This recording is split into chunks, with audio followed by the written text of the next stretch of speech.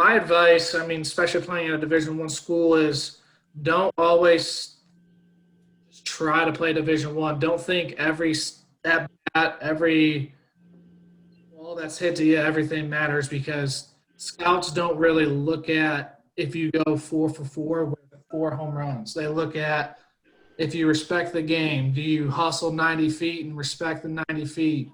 Uh, Play the game the right way? Do you hustle on and off the field? Obviously, scouts want to see you show some power and do all that, but mostly they look at, if you respect the game and how you play the game, and cheer on your teammates, and if you're a good teammate. Um, I would definitely say from experience, don't get flustered. I didn't sign with Cincinnati until 2 weeks before school started. It was literally in August. Did you have any other offers or any other places you were looking at, or? Not for baseball, no.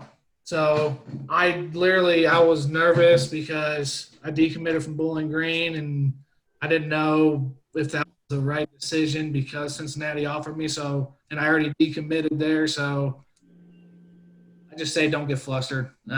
Just enjoy your experiences, whether it's Division I, II, III, NAIA, JUCO. Worry about your grades as well. From experience, especially if you're trying to get a Division I, Division II school, you're only more than likely going to get a 25 to 35 maybe percent scholarship unless you're absolutely elite, and then you'll get 100% scholarship. But that 70 to 75% scholarship that you don't get for athletics, you definitely want to pick up academically. So definitely stay in your grades, starting with your freshman year. Your freshman, sophomore year are very important, so you don't have to try to play catch up your junior and senior year.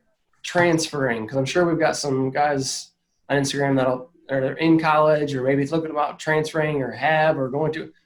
How did that – tell me about that. That couldn't have been easy. No, I mean – like, who do you reach out to? Like, who do you call? Like, what do you start doing? You Google, I want to transfer, and surprisingly, a funny story about that is when I was at Cincinnati, the current coach at Earlham at the time, the assistant coach, Coach Jared Broughton, he played at the University of Dayton with one of my best friends from back home, Denton Sagerman. When Denton was a freshman, Coach Broughton was actually a senior at Dayton. So when he left Dayton, he started coaching at Earlham. So when I told Denton, I was deciding that I wanted to transfer, Cincinnati wasn't really working out for me. He told me that Coach Broughton got a coaching job at Earlham, and, they got a really nice field, all that stuff. I should go check it out. And personally, which was a mistake on my part, I was like, I don't want to transfer from D1 to D3. That's not my thing. But, campus, met with the coaches, saw the baseball diamond, saw the small campus, and I instantly fell in love with it. It was pretty easy for me, and not a lot of people can really attest to that, and I don't really know any other experiences. The most part is just who you know and reaching out to people. Be patient and find a place that you can truly make an impact on, not because of the name, not because of what division it is, somewhere where you can come in and make an impact on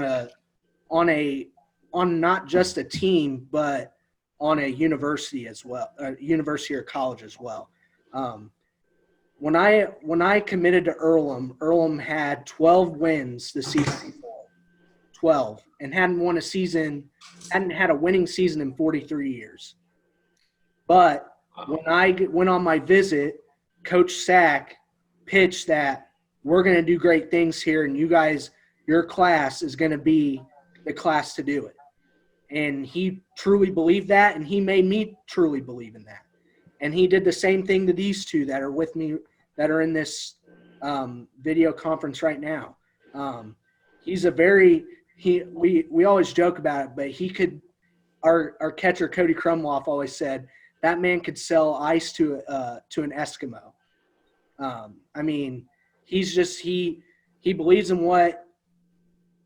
He believes in the strides that a program should take. And my first winning season in 43 years. Brandon and Brennan join, and we just keep that going. And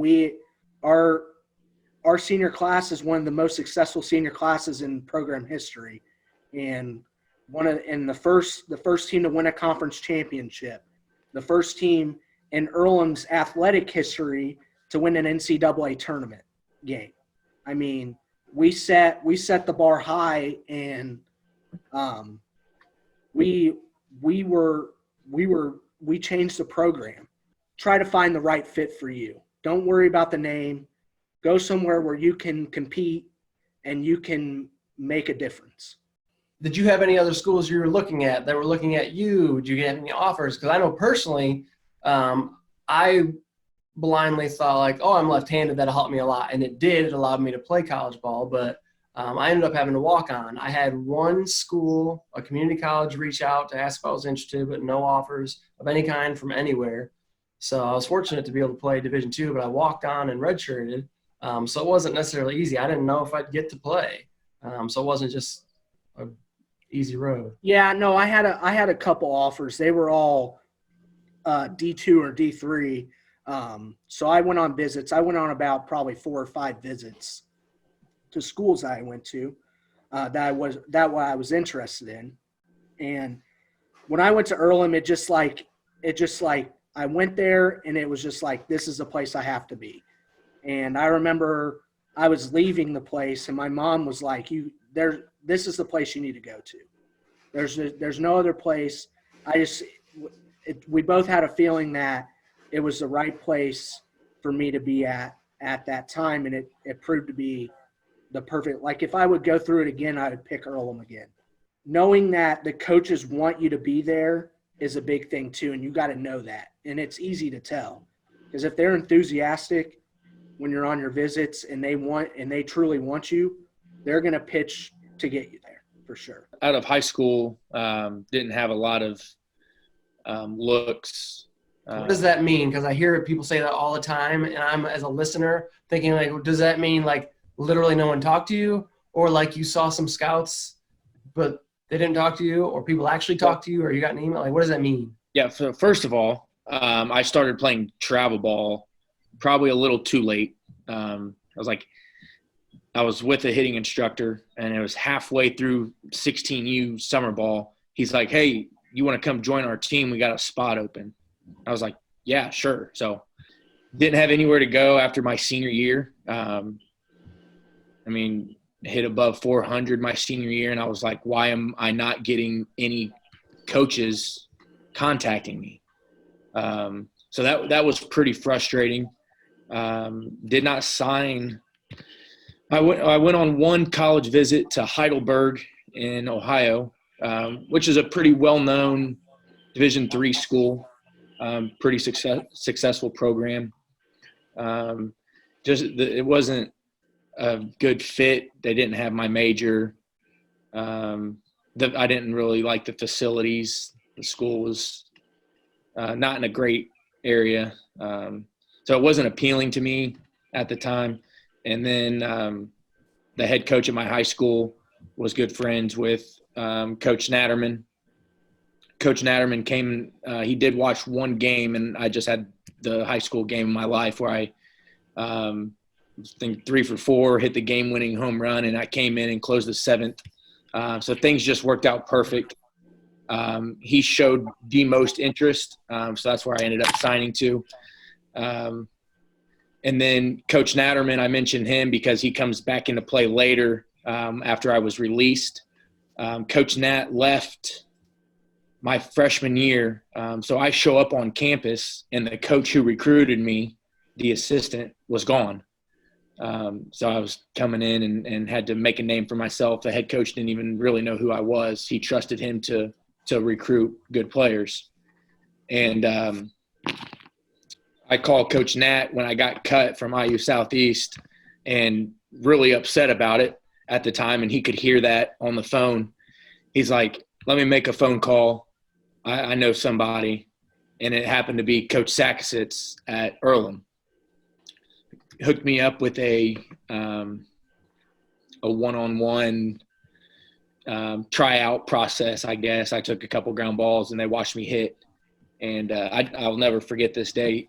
Coach left the cage and walked outside the fence and walked up to my dad, who was with me watching. He said, "Was it going to take for us to get him here?" So that was a good feeling. Obviously, I didn't mid-semester. I didn't have any other places to go. So that, and seeing that field and the facilities there, the all turf, I was like, yeah, I'm transferring there. Went on a couple stay tours, overnight visits, and boom, clicked with the guys. Shout out Devin Spurgeon. He was my hostess, I guess. Just trust the process, I guess, is where I'll kind of come back to. And moral of the story, you don't know what's going to happen down the road. So always trust the process.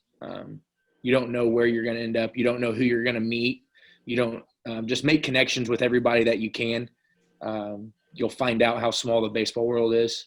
It's pretty cool to be a part of. What's the advice for a guy that isn't like the one in my example, where it still wants to play, is just balling out, having a great senior year, but just not getting looks? What would you tell that guy? How can they take action steps and do something to take it into their own hands? So the accessibility that our players have are far more than what I had. I didn't have sports recruits where they have access to go do stuff on their own. I don't think I asked my travel coach to help me find a place.